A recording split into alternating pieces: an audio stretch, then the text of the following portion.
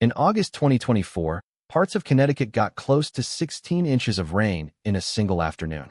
Rivers like the Housatonic and the Naugatuck jumped their banks. Roads closed from Stamford to Naugatuck, and thousands of basements took on water. Summer storms like that are not rare anymore. So if storm water ends up in your home, here's what actually matters. Start with the water itself. People assume a flooded basement is just clean rain. It is not. The moment rain becomes groundwater or river water and rises into your home, the IICRC S500 standard classifies it as Category 3. That is the contaminated class, the same category as sewage. It carries silt, bacteria, fuel, and chemical runoff, and whatever the storm washed off the street. That single fact changes everything about how the cleanup has to be done. You cannot safely mop it up and point a fan at it.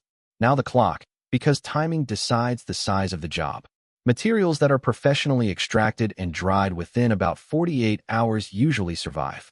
Past that window, drywall and insulation are typically a tier out, not a safe. Mold can begin growing in that same 24 to 48-hour range. This is why speed beats price after a flood.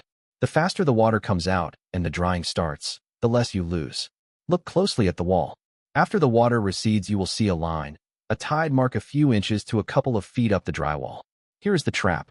Water wicks upward inside the wall by capillary action, while past the line you can see. The visible mark is the minimum, not the maximum. A wall that feels dry to your hand can read soaking wet on a moisture meter.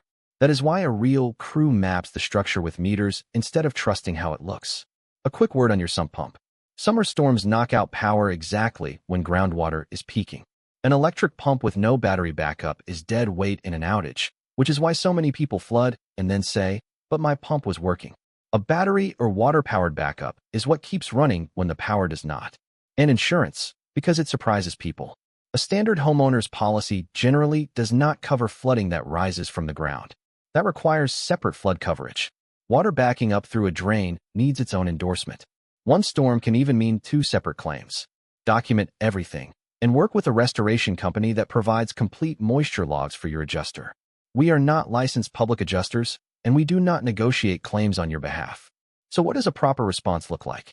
We assess and map the moisture. We extract the standing water.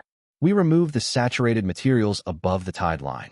We set commercial air movers and dehumidifiers and dry the structure until the readings confirm it, not until it looks dry. Then we verify. If a summer storm floods your home anywhere across Connecticut, Westchester County, or Western Massachusetts, we answer 24/7. Call the number on your screen and get the water out before it turns into something bigger.